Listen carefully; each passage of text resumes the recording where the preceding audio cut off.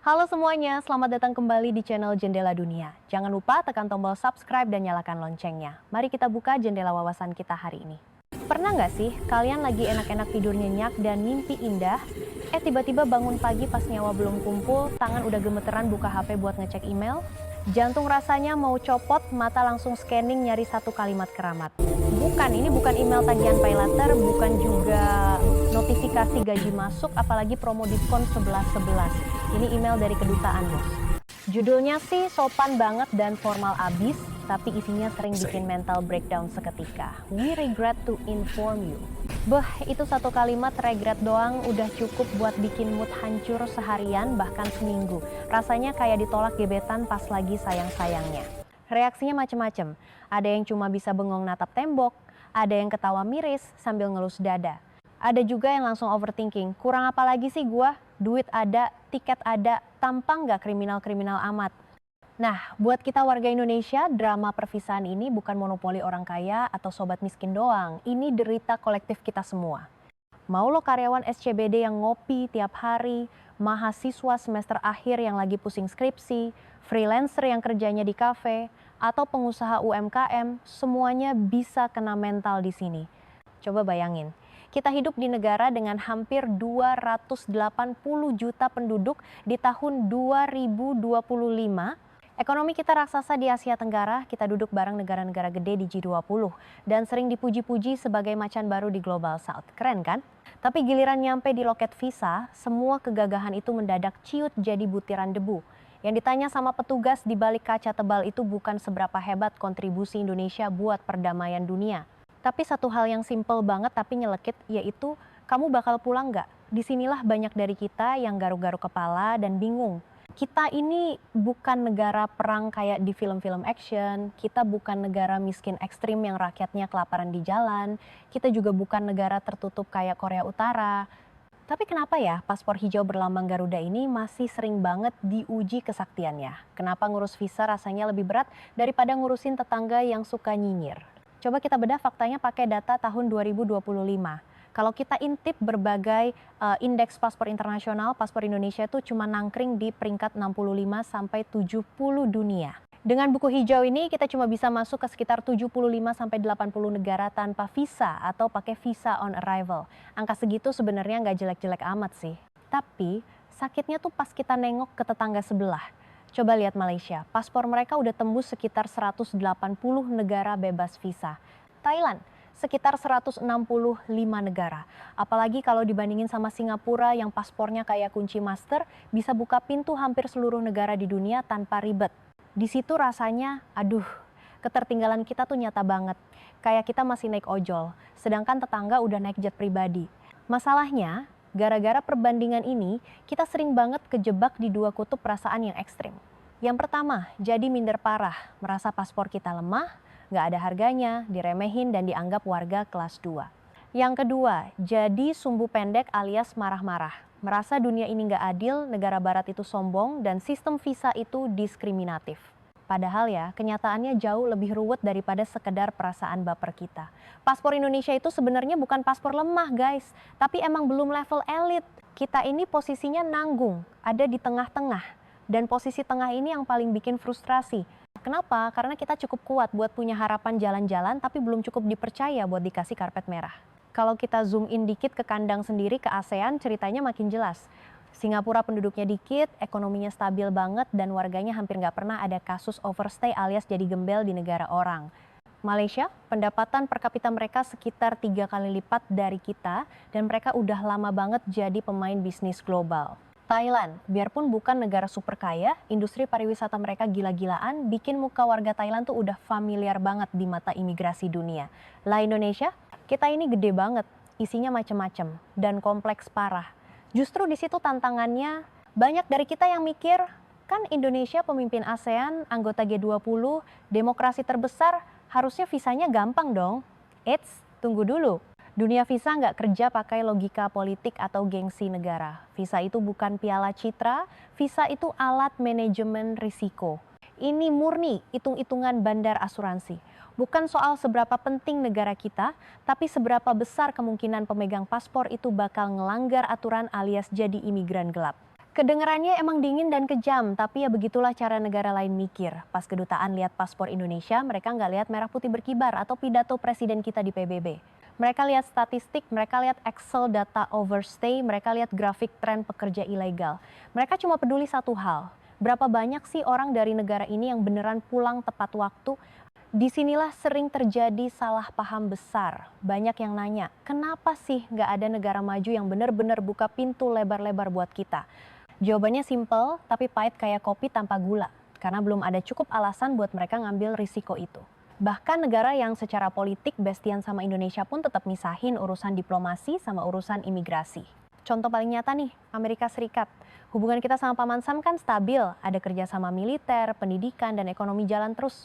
Tapi coba cek tingkat penolakan visa turis B1, B2 buat warga Indonesia di periode 2024 sampai 2025. Masih nangkring di angka 30 sampai 35%. Gila nggak? Artinya dari 3 orang temen lo yang apply, 1 orang hampir pasti bakal ditolak. Dan seringnya penolakan itu tanpa penjelasan, cuma dikasih kertas, sorry ye, coba lagi tahun depan. Australia juga sama aja, tetangga deket tapi galak. Biarpun geografisnya nempel dan hubungannya intens, warga Indonesia masih masuk kategori risiko migrasi menengah ke tinggi. Visa turis ke Aussie sering banget cuma dikasih single entry, masa tinggalnya pelit, apalagi buat yang baru pertama kali apply. Jangan harap langsung dapat multiple entry 3 tahun kalau paspor masih sepi. Terus gimana sama Eropa, tanah impian Schengen? Di tahun 2025, tingkat penolakan visa Schengen buat kita ada di kisaran 15 sampai 20%. Angka ini emang lebih tinggi dibanding Malaysia atau Singapura, tapi untungnya masih lebih rendah dibanding beberapa negara Asia Selatan. Jadi ibaratnya, Indonesia nggak dianggap berbahaya banget, tapi ya belum dipercaya 100%. Masih dicurigain dikit-dikit lah. Tapi yang menarik nih, semua angka statistik tadi sering dibahas, seolah-olah berlaku rata buat semua warga Indonesia dari Sabang sampai Merauke. Padahal kenyataannya nggak gitu. Disinilah kita masuk ke zona rahasia umum yang jarang diomongin. Nasib visa lo nggak cuma tergantung paspor, tapi juga tergantung KTP lo alamatnya di mana. Paspor kita sama guys, sampulnya sama-sama hijau. Tapi nasibnya beda langit dan bumi. Seorang pemohon visa anak Jakarta Selatan atau Jaksel yang bahasanya campur Inggris, riwayat jalan-jalannya udah ke Singapura, Jepang, Eropa, profil keuangannya stabil, kerjaannya jelas di startup unicorn atau multinasional, koneksinya rapi, bakal dipandang beda banget. Bandingkan sama pemohon dari wilayah yang punya sejarah migrasi tenaga kerja tinggi, pendapatan rata-rata rendah dan paspornya masih perawan alias kosong melompong. Ini bukan soal petugas visanya pilih kasih atau rasis ya. Ini soal pola statistik. Ingat, konsulat dan kedutaan itu kerja pakai pola algoritma, bukan pakai empati atau perasaan kasihan. Di beberapa wilayah Indonesia Timur kayak Papua, Maluku, NTT, dan NTB, tingkat penolakan visa cenderung lebih tinggi. Kenapa? Bukan karena orang-orangnya jahat atau tukang bohong, tapi karena faktor ekonomi struktural. Pendapatan rata-rata di sana lebih rendah, lapangan kerja terbatas, dan ada sejarah panjang orang-orang dari sana yang nekat jadi TKI non-prosedural. Jadi wilayah-wilayah ini masuk radar merah atau risiko tinggi di sistem mereka. Hal yang sama juga kejadian di banyak daerah pedesaan di Jawa. Biarpun Jawa itu pusat ekonomi, tapi banyak wilayah non-kota yang kerjaannya informal, seperti petani, pedagang pasar, atau buruh serabutan. Pas mereka bawa rekening bank yang isinya mendadak tebal tapi nggak jelas asal-usulnya, alarm di kepala petugas imigrasi langsung bunyi nguing-nguing, dicurigai mau jadi pekerja ilegal. Sebaliknya Jakarta dan Bali sering disebut sebagai jalur VIP atau jalur cepat visa, bukan karena orang Jakarta atau Bali lebih pinter, tapi karena profil mereka lebih masuk akal buat sistem barat. Banyak perusahaan asing, banyak pekerja remote, banyak yang udah biasa bolak-balik luar negeri, sistem birokrasi itu cinta banget sama hal-hal yang bisa diprediksi. Dengar cerita ini emang bikin dada sesak ya, tapi tenang dulu, jangan langsung lempar HP, ini bukan akhir dari segalanya. Di balik awan mendung ini, ada secercah cahaya yang sering luput kita bahas. Indonesia di tahun 2025 ini sebenarnya bukan negara yang dikucilkan. Justru sebaliknya, kita ini salah satu negara paling ramah dan terbuka di kawasan Visa on Arrival atau VOA kita kasih ke sekitar 90 negara. Bali udah jadi semacam ibu kota digital nomad Asia. Bule-bule dari mana aja bisa kerja dari kafe di Canggu sambil minum kelapa muda. Kita nyambut dunia dengan tangan terbuka lebar, bahkan ketika dunia masih mandang kita dengan mata sipit curiga. Dan yang bikin optimis, generasi muda Indonesia mulai ngubah wajah paspor ini pelan-pelan. Anak-anak muda, Gen Z, dan milenial yang kerja remote punya kontrak internasional, penghasilannya transparan karena masuk rekening dan bayar pajak, serta mobilitasnya tinggi, mereka mulai ngebangun rekam jejak baru. Di kelompok usia di bawah 35 tahun, terutama yang tinggal di kota besar, tingkat keberhasilan visanya mulai naik. Ini penting banget guys. Karena reputasi paspor itu nggak bisa disulap kayak sangkuriang bikin perahu semalam jadi. Reputasi itu dibangun pelan-pelan, bata demi bata, lewat perilaku jutaan orang selama bertahun-tahun. Jadi visa itu bukan hukuman, visa itu bukan penghinaan buat harga diri bangsa. Visa itu cermin. Dan mungkin cermin itu lagi ngasih lihat pantulan yang gak selalu enak buat dipandang. Ada jerawatnya, ada komedonya. Tapi justru dari situlah kita sadar buat mulai perawatan alias perubahan. Cerita soal visa orang Indonesia ini sebenarnya bakal makin terang benderang kalau kita berhenti baper ngelihatnya sebagai pengalaman pribadi yang menyedihkan dan mulai ngelihat ini sebagai pola kolektif satu negara. Karena hampir semua kedutaan besar di dunia itu SOP-nya mirip-mirip. Mereka nggak nyari cerita sedih ala sinetron azab, mereka nyari pola yang paling aman buat negara mereka. Ayo kita bedah lebih konkret lagi. Di tahun 2025, bocoran data internal yang sering diomongin konsultan imigrasi nunjukin kalau wilayah dengan tingkat penolakan visa tertinggi buat warga Indonesia itu asalnya dari 3 kategori besar. Pertama, daerah yang banyak ngirim TKI non-formal yang lewat jalur tikus. Kedua, daerah dengan pendapatan rumah tangga rendah dan gak stabil, yang hari ini makan besok puasa. Ketiga, daerah yang warganya jarang banget piknik ke luar negeri. Kalau kita gelar peta Indonesia, polanya langsung kelihatan nyata. Nusa Tenggara Barat dan Nusa Tenggara Timur sering banget masuk daftar wilayah red flag risiko migrasi tinggi. Sekali lagi, bukan karena warganya kriminal, tapi karena sejarah panjang mereka jadi pahlawan devisa di kebun sawit atau konstruksi di luar negeri secara informal. Bagi sistem visa yang kaku, sejarah perjuangan hidup ini tercatat dingin sebagai potensi overstay. Papua dan Maluku juga punya tantangan yang mirip. Akses ke bank susah, bukti keuangan sering nggak rapi, dan banyak pemohon yang susah ngebuktiin kalau mereka punya ikatan ekonomi kuat di daerah asal, kayak punya aset atau bisnis tetap. Dari kacamata kemanusiaan, ini masalah pembangunan yang belum merata. Tapi dari kacamata imigrasi, ini adalah risiko kabur. Di sisi lain, Jakarta, Banten, terutama Tangerang Selatan, dan Bali ada di posisi yang jauh lebih enak. Bukan cuma karena duitnya lebih banyak, tapi karena ekosistem hidupnya tuh nyambung sama bahasanya kedutaan. Slip gaji rapi, ada potongan pajak, rekening koran stabil tiap bulan, dan riwayat jalan-jalan udah ada cap-cap imigrasi lain. Bahkan gaya hidup ngopi dan nongkrongnya terasa familiar buat petugas visa. Inilah realita pahit yang jarang diomongin pejabat. Visa itu nggak menilai karakter lo baik atau jahat, visa itu menilai struktur hidup lo rapi atau berantakan. Terus gimana kalau kita adu nasib sama tetangga ASEAN? Malaysia itu sering dianggap anak emas dunia visa. Tahun 2025, penolakan visa Schengen warga Malaysia di bawah 5%, ke Amerika penolakan mereka cuma sekitar 10%. Itu angka yang rendah banget buat ukuran negara berkembang. Kenapa bisa gitu? Apa orang Malaysia lebih jujur? Enggak juga. Apa lebih pinter? Belum tentu. Jawabannya duit, bos. Profil ekonomi rata-rata mereka lebih tinggi. Pendapatan per kapita Malaysia tahun 2025 itu udah di kisaran 12.000 sampai 13.000 dolar AS. Sementara kita Indonesia masih ngos-ngosan di kisaran 5.000 dolar AS.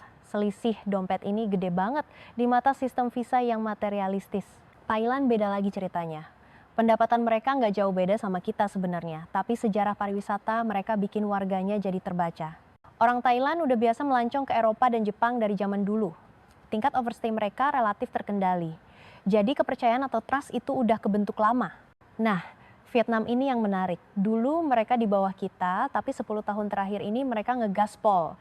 Visa mereka makin gampang bukan karena tiba-tiba jadi negara kaya raya, tapi karena pertumbuhan ekonominya konsisten dan angka pekerja ilegal mereka turun drastis. Hasilnya, tahun 2025 tingkat penolakan visa Schengen Vietnam udah lebih bagus daripada Indonesia. Sakit nggak tuh? Terus muncul pertanyaan sejuta umat, ada nggak sih negara yang benar-benar ngebuka pintu lebar buat kita dibanding tetangga lain? Jawabannya ada. Tapi ya gitu, pintunya kebuka karena kebutuhan pragmatis, bukan karena cinta buta idealis. Jepang adalah contoh paling nyata. Sejak kebijakan relaksasi visa akhir 2023 dan diperluas di 2024 sampai 2025, Jepang royal banget ngasih visa multiple entry buat warga Indonesia yang memenuhi syarat. Apalagi yang punya e-paspor, visa waiver buat kunjungan pendek makin gampang. Kenapa Jepang baik banget? Bukan karena mereka ngefans sama rendang kita, tapi karena mereka lagi krisis tenaga kerja dan butuh duit turis. Jepang ngelihat Indonesia sebagai sumber turis kelas menengah yang jumlahnya banyak, orangnya nurut-nurut dan relatif aman serta jarang bikin onar. Ini murni dagang, hitung-hitungan ekonomi. Korea Selatan juga mirip-mirip, walau kadang mut-mutan alias fluktuatif. Di tahun 2025, warga kita yang riwayat travelnya bagus masih bisa dapat visa multiple entry lebih gampang dibanding warga Asia Selatan. Turki dan Eropa Timur juga cenderung lebih ramah. Visa tetap ada, tapi nggak seribet Eropa Barat yang kayak mau ngelamar anak raja. Intinya apa? Dunia nggak sepenuhnya nutup pintu kok. Tapi pintu yang kebuka biasanya ada di tempat yang emang lagi butuh kita. Sekarang kita masuk ke topik sensitif, stigma paling menyakitkan, overstay dan pekerja ilegal. Ini topik yang sering kita hindari karena malu, tapi justru ini biang kerok dari susahnya visa kita. Setiap ada satu kasus orang Indonesia overstay atau jadi pekerja gelap di luar negeri, dampaknya nggak cuma ke dia doang. Dosanya nular, bos. Kasus itu dicatat, dihitung, dan jadi beban buat ribuan pemohon lain yang niatnya benar-benar cuma mau liburan. Tahun 2025, estimasi nunjukin jumlah warga kita yang statusnya nggak jelas di luar negeri masih ratusan ribu, terutama di Timur Tengah dan Asia Timur. Angka ini emang udah turun dibanding 10 tahun lalu, tapi belum cukup buat ngehapus cap berisiko di jidat paspor kita secara global. Tapi tenang, ada kabar baiknya juga. Indonesia mulai serius benerin sistem tenaga kerja migran. Penempatan resmi makin banyak, pengawasan ketat dan perlindungan hukum diperluas. Ini pelan-pelan ngurangin risiko di mata negara tujuan. Ditambah lagi dunia kerja berubah, kerja remote, digital nomad, dan kontrak internasional bikin batas antara turis dan pekerja jadi abu-abu. Banyak orang kita sekarang bisa pamer gaji dolar tanpa harus jadi TKI ilegal. Ini bahan bakar bagus buat benerin reputasi paspor jangka panjang. Kalau mau jujur, masalah visa ini bukan soal dunia benci Indonesia. Ini soal Indonesia lagi di fase transisi. Kita bukan lagi negara miskin yang bisa dicuekin, tapi kita juga belum jadi negara kaya yang bisa dipercaya 100%. Transisi itu emang gak enak kayak nungguin bis yang gak datang-datang. Dan visa adalah tempat di mana rasa nggak enak itu paling kerasa. Kalau kita mau napas bentar dan ngaca, ada satu bagian cerita visa yang sering kita denial. Banyak kegagalan visa orang Indonesia itu bukan cuma karena sistem dunia yang jahat, tapi juga karena mental kita sendiri yang salah kaprah pas ngadepin sistem itu. Banyak yang mikir visa itu soal siapa yang ceritanya paling sedih atau paling meyakinkan. Salah besar, visa itu bukan audisi Indonesian Idol. Visa itu pemeriksaan konsistensi. Petugas nggak nyari drama, mereka nyari logika. Apakah elemen hidup lo nyambung satu sama lain? Kesalahan fatal pertama yang sering kejadian, rekening koran disulap alias dipoles. Tiba-tiba ada duit masuk gede banget seminggu sebelum apply. Padahal bulan-bulan sebelumnya saldo kayak yoyo, naik turun nggak jelas. Di mata kita, itu bukti kita mampu. Di mata petugas visa 2025 yang canggih, itu tanda bahaya alias red flag. Mereka nggak lihat jumlah akhirnya doang, mereka lihat ritme cash flow-nya. Kesalahan kedua, bohong-bohong kecil yang dikira sepele.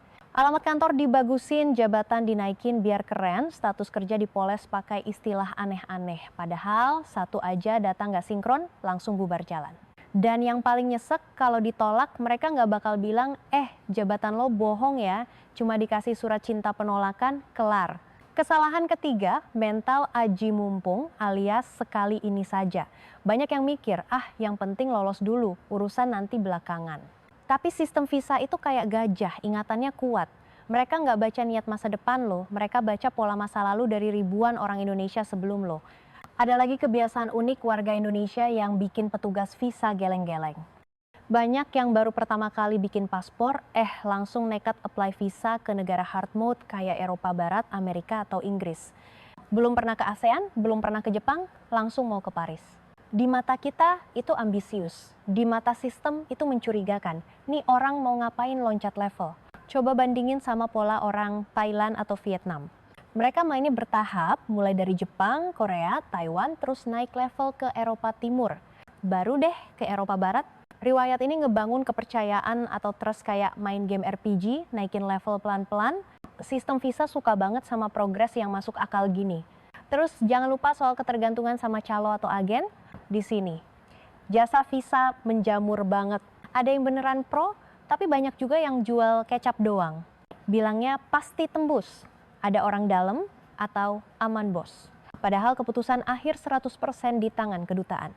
Kalau gagal, duit melayang, paspor dapat cap penolakan, dan agennya cuma bilang, maaf ya, lagi apes. Ini bawa kita ke kenyataan pahit, paspor Indonesia nggak bisa diselamatkan pakai trik sulap. Cuma bisa diperbaiki pakai konsistensi massal. Sekarang kita masuk ke hal yang tabu tapi nyata, kelas sosial global. Dunia visa emang nggak pernah ngomong langsung, tapi sistemnya dirancang buat baca kelas sosial loh. Orang dengan kerjaan formal, kontrak jelas, dan gaji stabil bakal selalu dapat karpet merah. Ini bukan soal adil, ini soal manajemen risiko. Tahun 2025, hampir 55% tenaga kerja kita masih di sektor informal. Angka ini jauh lebih tinggi dari Malaysia atau Thailand. Bayangin, juragan all shop yang omzetnya miliaran, atau freelancer desain grafis yang gajinya dolar, itu duitnya banyak. Tapi kalau nggak punya slip gaji, nggak punya badan hukum, di mata sistem visa tradisional, mereka ini hantu, sulit dipercaya. Tapi ada harapan. Generasi baru Indonesia mulai ngerti cara mainnya. Mereka nggak mengubah diri mereka, tapi mengubah cara mereka mendokumentasikan hidup. Kontrak kerja dirapihin, pajak dilaporin, biarpun sakit hati lihat potongannya, dan rekening dipakai dengan tertib, riwayat jalan-jalan dicicil. Hasilnya, konsultan visa nyatet kalau di kelompok umur 25-35 tahun di kota besar, tingkat approval visa Schengen dan Jepang naik signifikan dibanding 10 tahun lalu. Bukan karena syaratnya dipermudah, tapi karena profil pemohonnya makin ganteng secara administrasi. Faktor geopolitik juga ngaruh. Dunia lagi cari keseimbangan baru. Barat nggak mau cuma bergantung sama Cina. Asia Tenggara jadi primadona. Dan Indonesia sebagai pasar raksasa mulai dilirik dengan kacamata yang lebih butuh alias pragmatis. Ini nggak berarti visa bakal gratis besok pagi, tapi insentif buat percaya sama Indonesia mulai tumbuh. Kita juga harus apresiasi peran negara sendiri. Indonesia di 2025 ini open banget. Visa on arrival, second home visa, dan digital nomad visa bikin kita jadi negara paling asik di kawasan. Dunia ngelihat ini kok, hubungan visa itu seringkali timbal balik atau resiprokal, walau nggak selalu simetris. Kalau kita konsisten jaga keamanan dan warganya nggak bandel, posisi tawar kita bakal naik. Pada akhirnya drama visa ini bukan cerita soal kalah menang. Ini cerita soal fase. Kita lagi di fase di mana dunia lagi mikir ini Indonesia mau jadi sumber masalah atau risiko atau mitra jalan-jalan atau mobilitas. Jawabannya nggak ditentukan sama satu presiden atau satu perjanjian sakti. Jawabannya ditentukan sama jutaan keputusan kecil kita sehari-hari. Apakah kita pulang tepat waktu pas liburan? Apakah dokumen kita jujur? Apakah hidup kita bisa dijelaskan di atas kertas bukan disembunyikan? Visa bukan cermin moralitas, visa itu cermin kebiasaan rame-rame satu negara. Dan mungkin buat pertama kalinya kita mulai ngelihat bayangan perubahan yang lebih baik di cermin itu. Kalau kita tarik benang merah dari awal sampai detik ini, satu hal makin jelas terpampang nyata. Masalah visa orang Indonesia itu bukan karena ada satu negara yang jahat banget. Bukan karena satu kedutaan yang hobi nyiksa atau kebijakan yang sengaja ngejegal kita. Ini soal posisi kawan. Indonesia lagi berdiri di tengah pintu dunia, tapi kakinya belum benar-benar melangkah masuk ke dalam. Berdiri di tengah pintu alias enggandul itu emang nggak enak. Kita bisa ngintip ke dalam, lihat orang lain masuk sambil ketawa ketiwi, sementara kita masih ditahan satpam, disuruh jelasin siapa kita, mau ngapain, dan janji bakal pulang. Banyak dari kita yang sakit hati, baper, dan merasa dihina. Gila ya, gue kerja keras banting tulang, masa mau liburan aja dicurigain mau jadi gembel di sana? Perasaan itu valid banget. Tapi kalau kita cuma sibuk tersinggung, kita bakal kehilangan kesempatan buat mahamin game yang lagi kita mainin. Visa nggak diciptakan buat bikin kita senang. Visa diciptakan buat nyaring orang. Dan selama dunia masih muter pakai logika risiko, paspor kita bakal selalu dibaca sebagai kemungkinan masalah, bukan sebagai janji suci. Indonesia 2025 punya potensi gila-gilaan, tapi ketimpangannya juga gila. Ada jutaan orang yang hidupnya stabil, global, dan dokumennya rapi jali. Tapi ada juga jutaan saudara kita yang hidupnya cair, kerja serabutan dan informal, yang susah banget diterjemahin ke bahasa birokrasi internasional. Sistem visa itu robot, dia nggak ngerti konteks sosial budaya kita. Dia cuma baca kertas dan pola, makanya pengalaman visa kita rasanya nggak adil. Karena sistemnya emang nggak dirancang buat adil secara manusiawi. Dia dirancang buat efisien secara statistik. Tapi ada satu kunci rahasia yang sering kita lupa. Reputasi paspor itu bukan benda mati yang nggak bisa berubah. Jepang nggak dari dulu ramah visanya. Korea nggak dari dulu terbuka. Vietnam dulu juga susah dipercaya.